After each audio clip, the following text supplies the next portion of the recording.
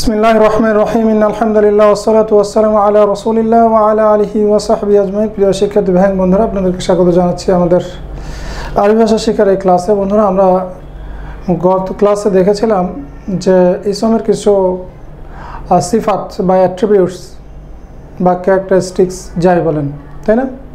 এর মধ্যে আমরা মেইনলি দেখেছিলাম কয়টা বলেন তো, মনে আছে? চারটা দেখেছিলাম। কয়টা? চারটা।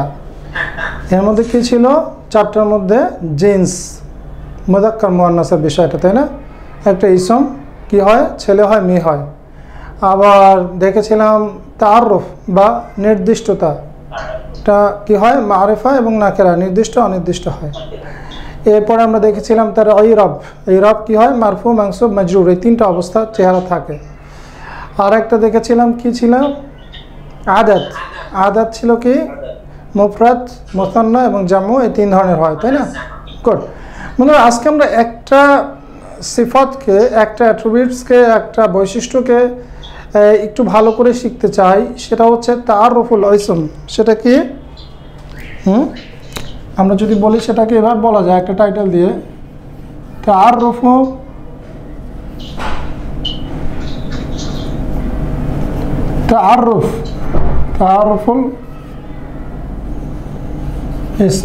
রাইট,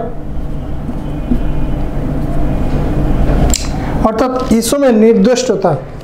ইসমের নির্দিষ্টতা এটা খুবই গুরুত্বপূর্ণ একটা কনসেপ্ট। কেন এটা গুরুত্বপূর্ণ?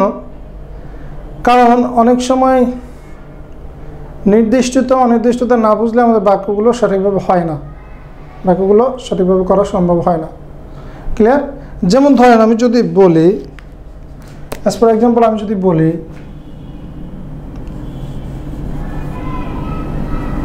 কলামুন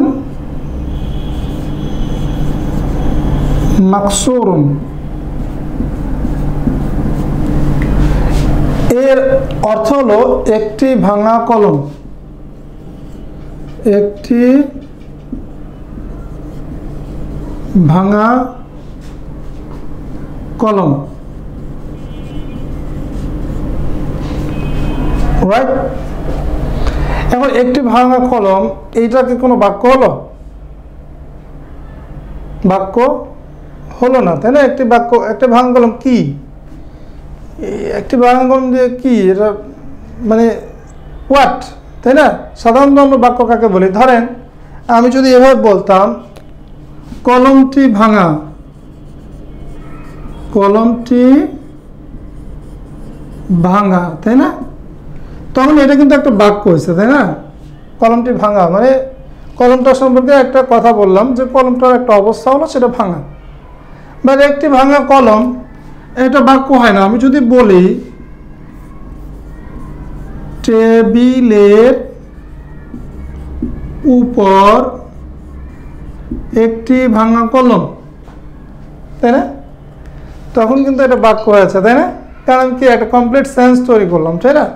এইটা কি হয়েছে, একটা ফ্রেজ টাইপের হয়েছে, তাই না? একটি ভাঙা কলম, দুইটা শব্দ নিয়ে একটা যৌগিক শব্দ হয়েছে, কিন্তু সেটা কি হয়নি, কোনো সেন্টেন্স হয়নি। ক্লিয়ার?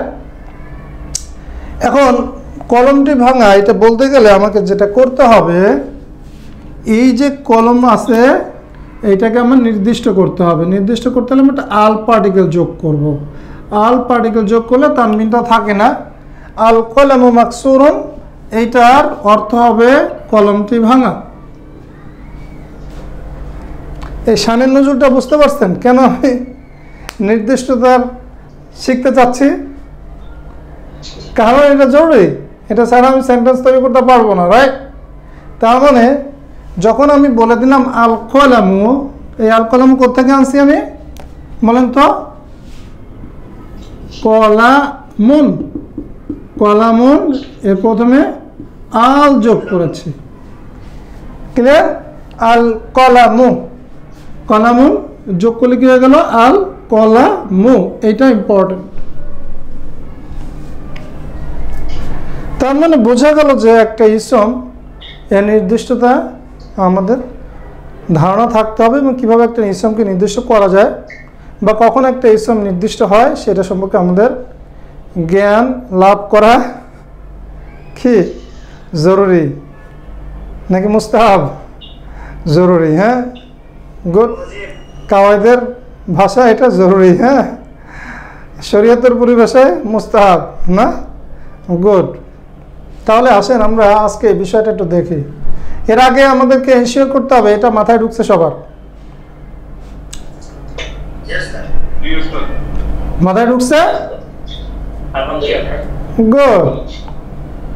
মাথা না ঢুকলে বাড়ি দিয়ে 2 ভাগ করে তারপর ঢুকান। হ্যাঁ, মাথায় ঢুকাইতে হবে, এটা খুব সহজ জিনিস। এইবার বন্ধুরা তাহলে আমরা একটু দেখি এই ঘটনাটা কি। ক্লিয়ার? এটা মুছে ফেলবো, দুঃখ করার কিছু নাই, সামনে আবার লিখব।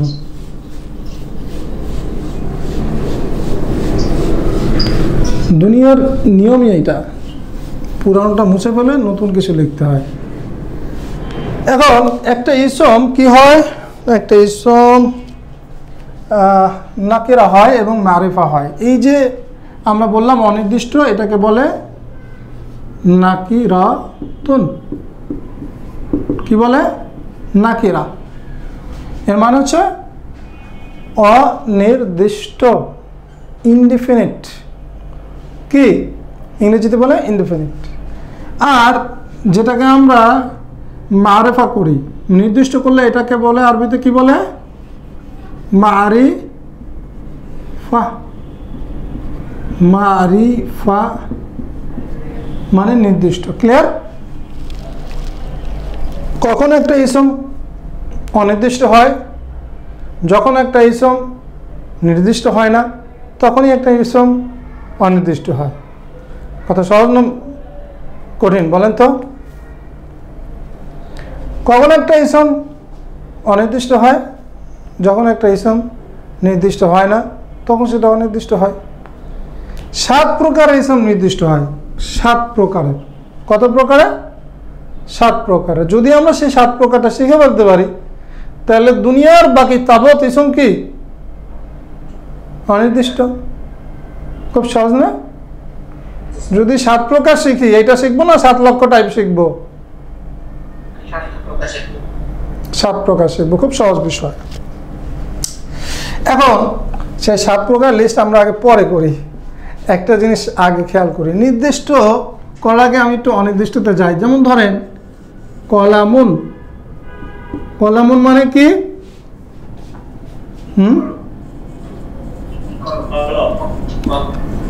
একটি কলম। দেখছেন, একটা আরবি শব্দ 2টা বাংলা শব্দ জন্ম দিছে জোড়ায় জোড়ায়। হ্যাঁ, তাই না? বললাম কলামুন, কিন্তু কলম না লিখে কি লিখলাম? একটি কলম। তাই না? Very interesting. হ্যাঁ, আচ্ছা, এই যে আর একটা শব্দ লিখি, দেখেন এটা চিনেন কিনা? কিতাবুন মানে একটি বই। রাইট? রজুলুন মানে একজন লোক। রাইট? তারপরে বাইতুন মানে একটি বাড়ি। উস্তাদ, রজুলুন বলতে তো লোক বোঝায়, একটা লোক মহিলা হইতে পারে, পুরুষ হইতে পারে। আমরা তো এটা বচনের মধ্যে আমি করেছি, লিঙ্গের মধ্যে এটাকে আমরা পুরুষে দেখেছি। হ্যাঁ, রজুলুন তো পুরুষই। লোক আবার মহিলা হয় নাকি? আমি প্রথম শুনলাম। হ্যাঁ, লোক আবার মহিলা হয়? আচ্ছা, তারপরে দেখেন, আমি তো যা শিখছিলাম তা ভুলাই দিবেন রে আমারে। তউইলাতুন। তউইলাতুন মানে একটি টেবিল।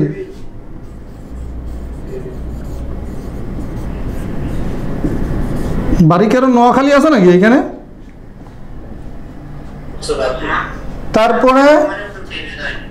তারপরে ধরেন সারিরুন।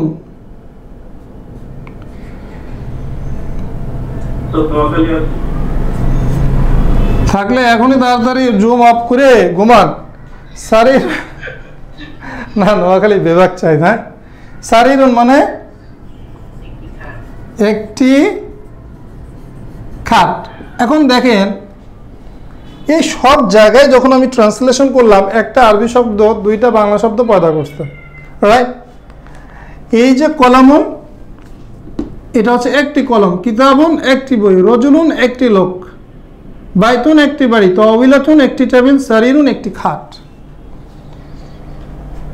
এটা দিয়ে একটা সূত্র আবিষ্কার করা যায়, সেটা হচ্ছে যদি এমন হয় যে কোনো ইসমের শেষে তানবিন থাকে তাহলে এটা দুইটা জিনিস প্রকাশ করে।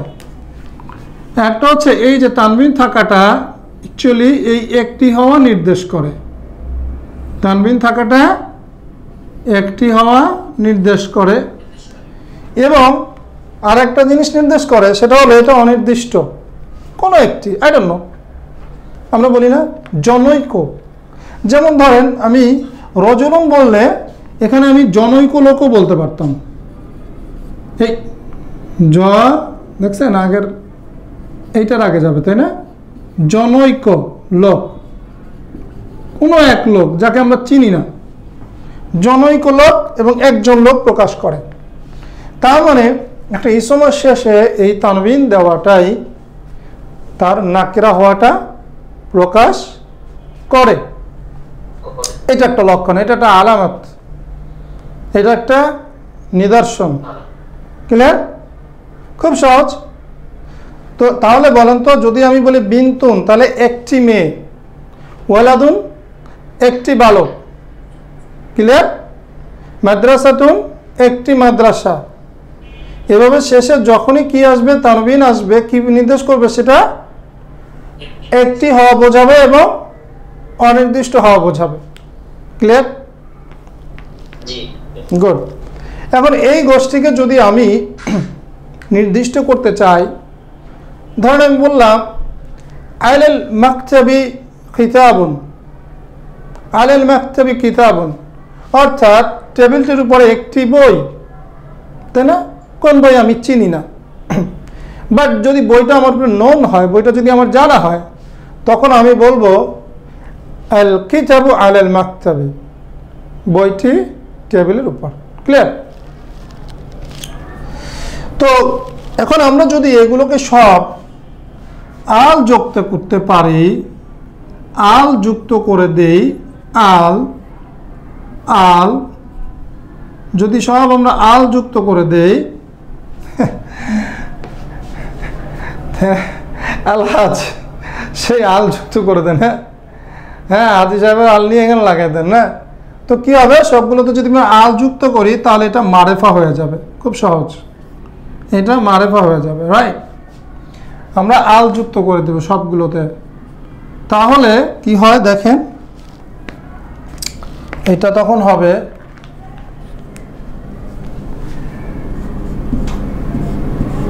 আল কলামু, আল কলামু, কি হবে? আল কিতাবু, আল আল রজুলু, নাকি? কেন এটা এভাবে শিখছি, সোজা কথা। আল আল এত এত জানেন কেন আপনারা? আল বাইতু, তারপরে এটা কি হবে? আল তাওইলাতু, নাকি? ও আত-তাওইলাতু, কেন এগুলো কোত্থেকে শিখছেন বলেন দি?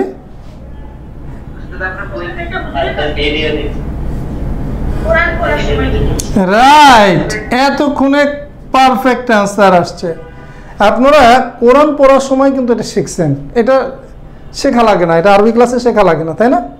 14টা হরফ এমন রয়েছে যেগুলো শুরুতে আল আসলে সেই হরফটা উচ্চারিত হয় না, এগুলোকে বলা হয় আল হুরুফুশ শামসিয়া। এবং 14টা হরফ রয়েছে যেগুলো শুরুতে আল আসলে সেটা উচ্চারিত হয়, রাইট? এগুলোকে বলা হয় আল হুরুফুল কামারিয়া। তো এগুলো আমরা আসলে কোরআন পড়ার সময় এভাবেই পড়েছি, এজন্য নতুন করে শেখার কিছু নাই। যেমন দেখেন এর মধ্যে কফ হচ্ছে আল হুরুফুল কামারিয়া, এই জন্য আলের লামটা উচ্চারিত হয়েছে। আল কিতাবু, এখানেও কি হয়েছে? এখানেও কি হয়েছে? আপনার উচ্চারিত হয়েছে, তাই না? কিন্তু আর রজুলু, এখানে লাম উচ্চারিত হয়নি, এই জন্য রটা কি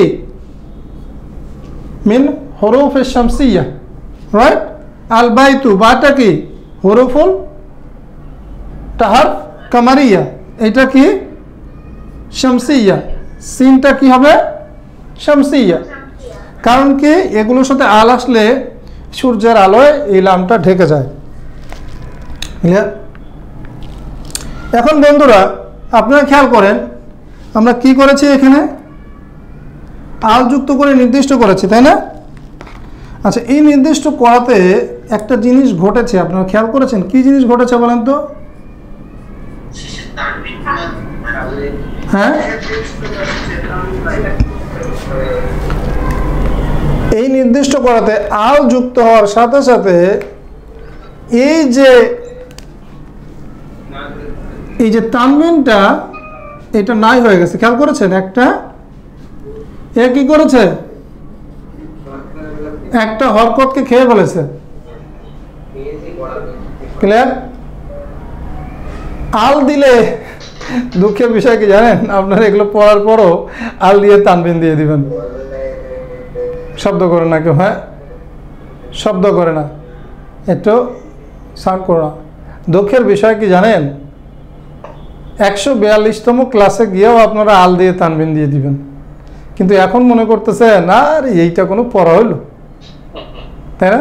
কি বলবো, আরে এইটা কোনো পড়া হলো, আল দিয়ে তানবিন থাকবে না, একটা হরকত তুলে দিব, এটা কোনো পড়া হলো? 142তম ক্লাসে গিয়েও আমি দেখবো এই আল দিয়ে তানবিন দিয়ে দিছেন, রাইট? খেয়াল রাখেন, কিন্তু এটা যেন আমি দ্বিতীয় ক্লাসে না দেখি, তাই না? আলোর সাথে সাথে কি হলো, তানবিনটা একটা হরকত পড়ে গেছে, রাইট? এবং তখন আমরা ট্রান্সলেশন এটা কিভাবে করব,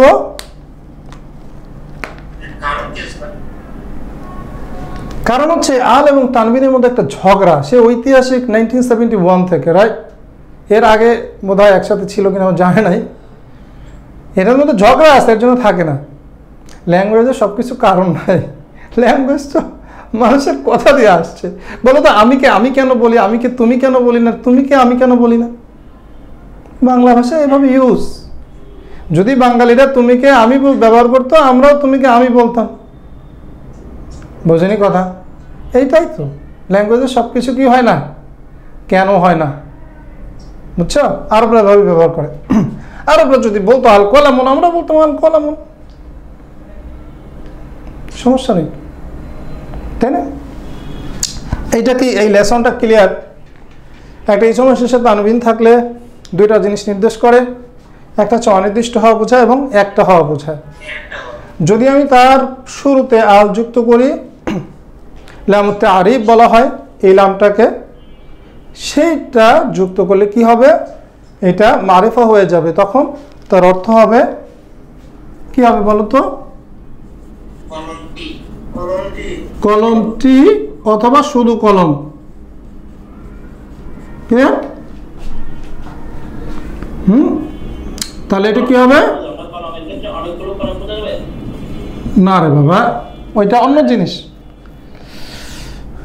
পড়বো আমরা, এটা আগে যেটা আগে আমি পড়ছি এটা একটু বুঝো। হ্যাঁ, বইটি, লোকটি, লোকটি, আর বাড়িটি, পরে কি হবে টেবিলটি। বাচ্চারাও পারে, আর এগুলো বলে ক্রেডিট নেওয়ার কিছু নাই। ক্লিয়ার?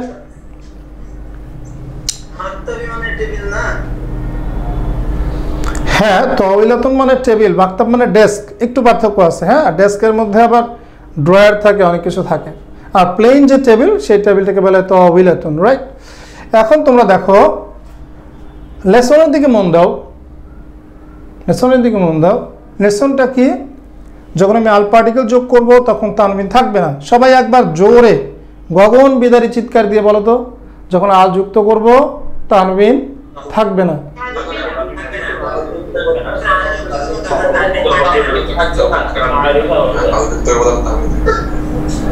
তোমরা আবারও বলি, তোমরা মনে করতেছো এ আর কেমন? হ্যাঁ না, আমার দীর্ঘদিনের অভিজ্ঞতা, 143 নম্বর ক্লাসে গিয়েও এই কাম করবা, এটা মনে থাকে যেন। হ্যাঁ গুড, মনে থাকবে না, থাকবে না। যুগে যুগে ছাত্রদের ক্যারেক্টারিস্টিক্স একই রকম।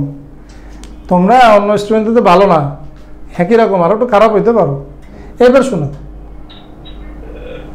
এবার শোনো, তাহলে এই পার্টটা এখানে শেষ। এবার আমি একটা সামারি দেই, তোমরা মনে রাখতে পারলে ভালো, না হলে সমস্যা নেই। ক্লিয়ার? এইটা হলো আমাদের আজকের ক্লাসের মূল বিষয়, এটা শেখা হয়ে গেছে। তারপর আমরা আরেকটা জিনিস একটু পড়ি। ক্লিয়ার? এটা খুব সহজ জিনিস, বইতে আছে, তোমাদের তোলার কিছু নাই, লক্ষ লক্ষ বইতে পাবা এগুলো। 7টা বিষয়, 7টা শ্রেণীর ইসম মারেফা হয়। পড়বা? হ্যাঁ, তেল তোমার কম না দেওয়া যায়। হ্যাঁ ঠিক আছে, তোমরা যদি তেল তোমাদের বেশি হয় তা আমি একটু বেশি দেই। নাম্বার 1, এই শোনো, নাম্বার 1 ইসমুল আলম। ইসমুল আলম মনে আছে কি? যেমন জায়েদুন, রাইট? জায়েদুন মানে জায়েদ। যেমন ধরো ওমর। যেমন ধরো মুহাম্মদ, এগুলো কি ইসমুল আলম। তবে তোমরা আরবিক টার্মিনোলজিগুলো এখনই মুখস্থ করার চেষ্টা করিও না, মনে রাখার চেষ্টা করিও না, সেজন্য আমাদের অনেক দিন পড়ে আছে, রাইট? তোমরা শুধু এক্সাম্পলগুলো মনে রাখো। নাম্বার 2 কিভাবে?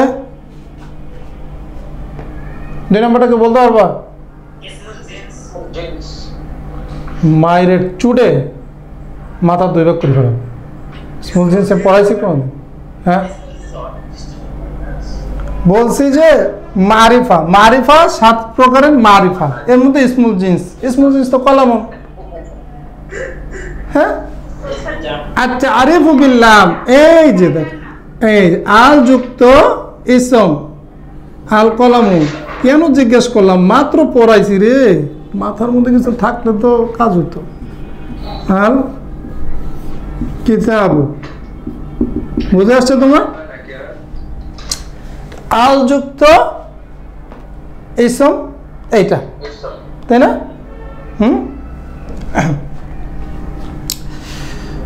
তারপরে আরবি সংখ্যা দিয়ে পড়াই না, যেহেতু আমরা আরবি শিখতেছি। তারপরে কি?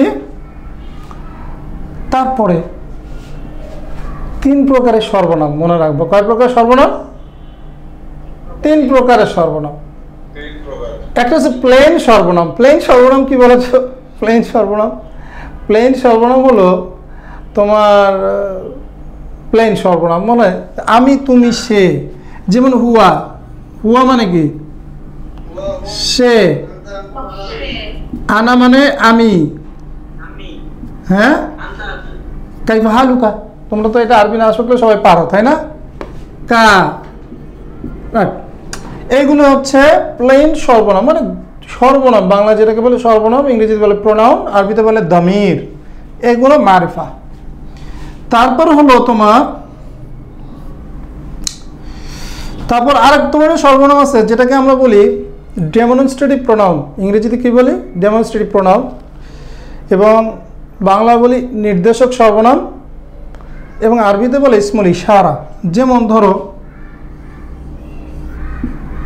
হাদা, যালিকা। এই যালিকা শব্দটা কি পরিচিত? হ্যাঁ, কোথায় পড়ছো? হাদা ইয়াউমুদ্দিন, তাই না? যালিকাল কিতাবু লা রাইবা ফি। সো এগুলোকে বলে আরবিতে বলে ইসমুল ইশারা, বাংলায় বলে নির্দেশক সর্বনাম, কারণ এটা নির্দেশ করতে ব্যবহৃত হয়। হাদা, যালিকা, তাই না? এগুলো নির্দেশক সর্বনাম, ইংরেজিতে বলে ডেমনস্ট্রেটিভ প্রোনাউন। তারপরে কি রয়েছে? তারপরে হলো তোমার আরেক ধরনের প্রোনাউন রয়েছে রিলেটিভ প্রোনাউন। সম্বন্ধবাচক সর্বনাম কি বলো তো? আগে বাংলায় বলো দেখি, কোন ঘোড়ার টিমে আরবি পড়াবো, বাংলা পারো কিনা ভালো করে বুঝি। বলো সম্বন্ধবাচক সর্বনাম কি? কি রিলেটিভ প্রোনাউন পড়েননি জীবনে? যিনি, তিনি, যা, তা।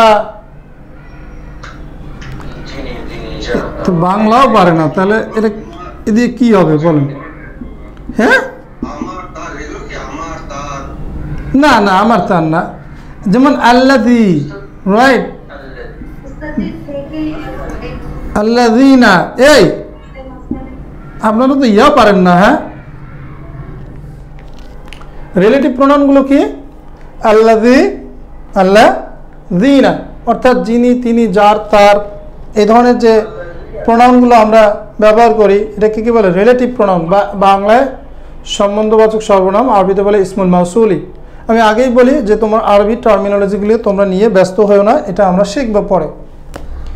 তারপরে 6 নম্বর হচ্ছে, যদি কোনো ইসমকে আমরা নির্দিষ্ট কারোর সাথে সংযুক্ত করি সেইটা, যেমন ধরো আমি বললাম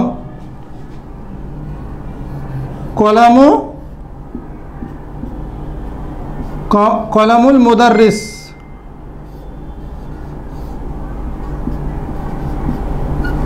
শিক্ষকটির কলম। এখানে কলমে কি আল আছে? কলমে আল আছে? নাই। কিন্তু তথাপিও এটা নির্দিষ্ট। কেন নির্দিষ্ট? কারণ আমি এই কলমটাকে একটা নির্দিষ্ট ইসমের সাথে যুক্ত করেছি।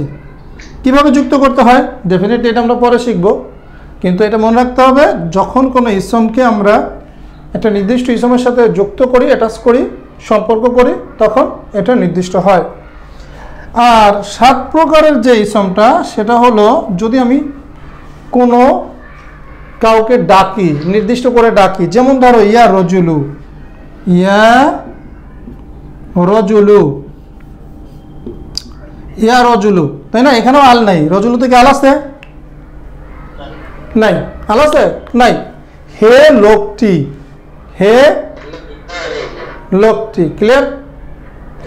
এই 7 প্রকারের ইসম তোমার নির্দিষ্ট হয়।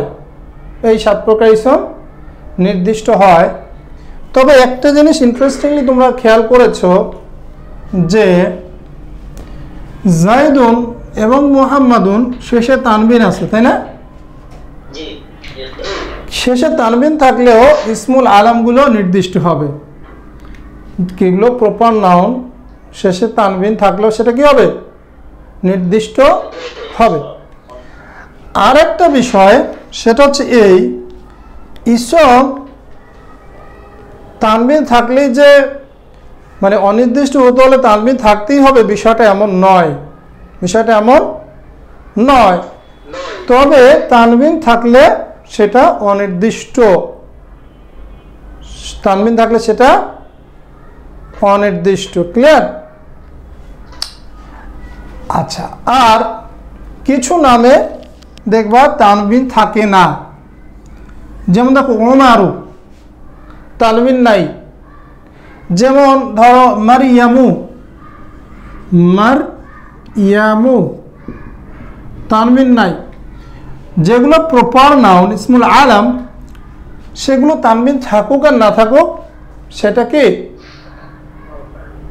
নির্দিষ্ট মারিফা। এই তানবিন থাকলে এটা নাকেরা হবে না। ক্লিয়ার? এটা মারিফা। মনে থাকবে ইনশাআল্লাহ। হ্যাঁ, তোমাদের কাজ কি এগুলো দেখা আর বায়োস্কোপ দেখার মতো ভুলে যাও নাকি? এগুলো এই যে মারিয়াম শব্দটা নির্দিষ্ট, তানবিন নাই। তানবিন থাকা না থাকা এটা কোনো ম্যাটার করে না যখন নাকি তোমার ইসমুল আলাম হবে। একটা জিনিস ভাইরা, তাহলে আমাদের লেসনটা খুব সহজ। আজকের লেসন আমরা বেসিক্যালি পড়ছিলাম তাআরুফুল ইসম, অর্থাৎ ইসমের নির্দিষ্টতা। তাআরুফ শব্দ অর্থ পরিচয় বটে, বাট এখানে আমরা নির্দিষ্টতা অর্থে নিয়েছি ইসমের নির্দিষ্টতা। নির্দিষ্টতার ভিত্তিতে মিন হাইস তাআরুফ, নির্দিষ্টতার ভিত্তিতে তোমার ইসমকে 2 ভাগে ভাগ করা যায়। কি কি বলতো? নাকেরা, মারিফা। নাকেরা হওয়ার একটা আলামত হচ্ছে তানবিন থাকা। এটাকে যদি আমরা মারিফা করতে চাই আমরা আল যুক্ত করে দিব। আর নর্মালি তোমার এই 7 প্রকার ইসম কি হয়, নির্দিষ্ট হয়, এবং নির্দিষ্ট হওয়ার কিন্তু বোঝাটা জরুরি।